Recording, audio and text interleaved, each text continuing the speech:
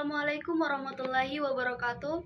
Perkenalkan, nama saya Nikmatul Fitriah Hanafi dari kelas A5 program studi PGSD. Saya akan mempresentasikan tentang aliran pendidikan. Berikut macam-macam aliran-aliran klasik dalam pendidikan. Yang pertama, aliran empirisme. Empirisme aliran ini menganut paham yang berpendapat bahwa segala pengetahuan, keterampilan, dan sikap manusia dalam perkembangannya ditentukan oleh pengalaman atau empiris, nyata melalui alat inderanya baik secara langsung berinteraksi dengan dunia luarnya maupun melalui proses pengolahan dalam diri dari apa yang didapatkan secara langsung. Yang kedua, aliran nativisme. Nativisme berpandangan bahwa segala sesuatu yang ada dalam diri seorang anak ditentukan oleh faktor-faktor yang dibawa sejak ia lahir. Jadi, perkembangan individu tersebut semata-mata ditentukan oleh garis keturunan atau genetik. Contoh, bila seorang anak lahir dari orang tua yang ahli dalam kesenian, sang anak dapat tumbuh dan berkembang melebihi kedua orang tuanya, tetapi ia juga hanya dapat tumbuh dan berkembang pada setengah dari kemampuan kedua orang tuanya. Yang ketiga, aliran naturalisme. Naturalisme, aliran ini mempunyai kesamaan dengan teori nativisme, bahkan kadang-kadang disamakan, padahal mempunyai perbedaan tersendiri. Ajaran teori ini mengatakan bahwa anak sejak lahir sudah memiliki pembawaan sendiri, baik bakat, minat, kemampuan, sifat, tingkah laku atau watak, dan lain-lain.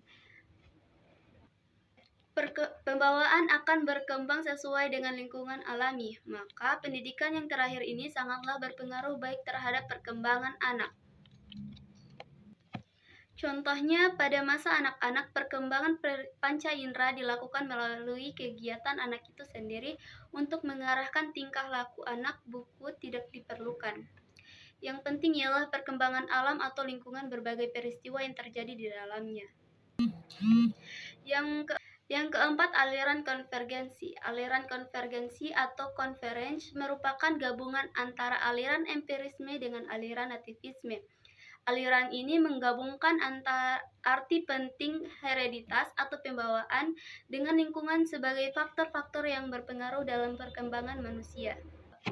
Berikut aliran pokok pendidikan di Indonesia. Yang pertama, Taman Siswa. Latar belakang Taman Siswa didirikan oleh Ki Hajar Dewantara pada tanggal 3 Juli 1922 di Yogyakarta. Lembaga pendidikan ini pada awalnya bersama National Underwich Institute Taman Siswa yang kemudian menjadi Perguruan Nasional Taman Siswa. Perjuangan Ki Hajar Dewantara di jalur pendidikan dimulai dengan mengajar di Sekolah Adi Dharma milik kakaknya R.M. Suryapratnoto 1921. Setahun kemudian, pada tanggal 3 Juli 1922, di Yogyakarta, Ki Hajar Dewantara mendirikan National Underwich Institute Taman Siswa yang kemudian menjadi Perguruan Nasional Taman Siswa. Tujuan pendidikan ialah kesempurnaan hidup lahir batin sebagai satu-satunya untuk mencapai hidup selamat dan bahagia manusia, baik sebagai satu-satunya orang atau individual maupun sebagai anggota masyarakat atau sosial.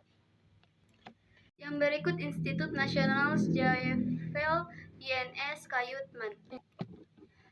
Tujuan pendidikan INS Kayutman sebagaimana dikemukakan Umar Tirtadja dan Lasulo 1994 adalah sebagai berikut.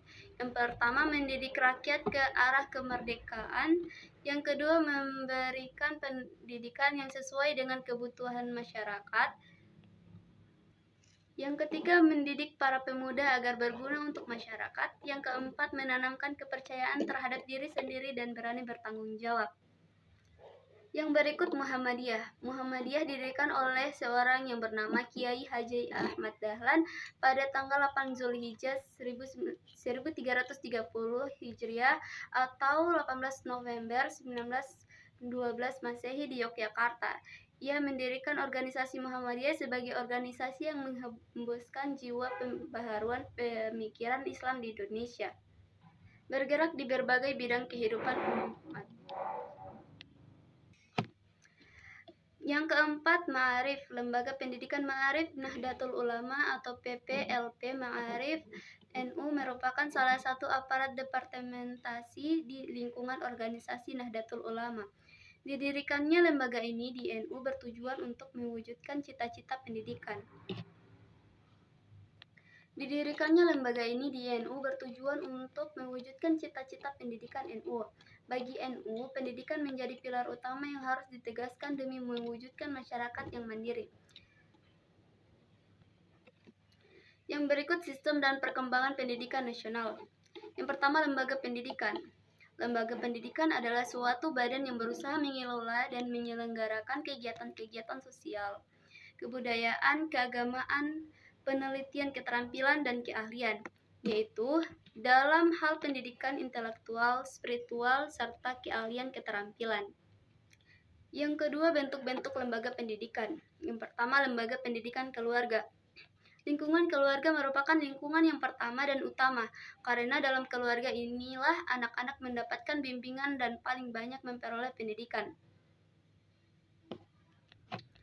Yang berikut, lembaga pendidikan sekolah. Yang dimaksud dengan pendidikan sekolah adalah pendidikan yang diperoleh secara teratur, sistematis, bertingkat, dan dengan mengikuti syarat yang jelas. Sekolah merupakan lingkungan pendidikan formal sekaligus membentuk kepribadian anak didik yang tujuannya untuk mencapai 3 faktor, yaitu aspek kognitif, afektif, psikomotorik. Yang berikut, lembaga pendidikan di masyarakat. Masyarakat diartikan sebagai suatu bentuk tata kehidupan sosial dengan tata nilai dan tata budaya sendiri. Pendidikan di lingkungan masyarakat adalah pendidikan non-formal yang dibedakan dari pendidikan di keluarga dan di sekolah, bertujuan sebagai penambah atau pelengkap pendidikan formal dan informal dalam rangka mendukung pendidikan sepanjang hayat. Yang berikut, landasan hukum pendidikan. Landasan hukum pendidikan dapat diartikan peraturan baku sebagai tempat berpijak atau titik tolak dalam melaksanakan kegiatan-kegiatan tertentu, dalam hal ini kegiatan pendidikan. Landasan hukum pendidikan yang berlaku di Indonesia dengan berbagai peraturan perundang-undangan yang bertingkat antara lain. Yang pertama, pendidikan menurut Undang-Undang Dasar 1945. Yang kedua, Undang-Undang RI Nomor 20 Tahun 2003 tentang Sistem Pendidikan Nasional. Yang ketiga, Undang-Undang RI Nomor 14 Tahun 2005 tentang Guru dan Dosen. Yang berikut, pendidikan menurut Undang-Undang 1945. Undang-Undang Dasar 1945 adalah merupakan hukum tertinggi di Indonesia. Semua peraturan perundang-undangan yang lain harus tunduk atau tidak boleh bertentangan dengan Undang-Undang Dasar ini. Pasal-pasal yang bertalian dengan pendidikan dalam Undang-Undang Dasar 1945 hanya 2 pasal, yaitu Pasal 31 ayat 1 berbunyi, tiap-tiap warga negara berhak mendapat pengajaran ayat. Yang pertama, pasal 31 ayat 1 berbunyi, tiap-tiap warga negara berhak mendapat pengajaran ayat. 2 berbunyi, setiap warga negara wajib mengikuti pendidikan dasar dan pemerintah wajib membiayainya. Ayat 3 berbunyi, pemerintah mengusahakan dan menyelenggarakan satu sistem pendidikan nasional. Yang kedua, pasal 32 ayat 1 berbunyi, memajukan budaya nasional serta memberi kebebasan kepada masyarakat untuk mengembangkannya. Yang berikut, sistem pendidikan nasional. Berdasarkan Undang-Undang Nomor 20 Tahun 2003 tentang Sistem Pendidikan Nasional, bahwa pendidikan adalah usaha sadar dan terencana untuk mewujudkan suasana belajar dan proses pembelajaran agar peserta didik secara aktif mengembangkan potensi dirinya untuk memiliki kekuatan spiritual, keagamaan, pengendalian diri, kepribadian, kecerdasan akhlak, mulia, serta keterampilan. Yang pertama, dasar pendidikan nasional. Pendidikan di Indonesia mempunyai landasan ideal adalah Pancasila. Landasan konstitusional ialah Undang-Undang Dasar 1945 dan landasan operasional ialah ketetapan MPR tentang GBHN.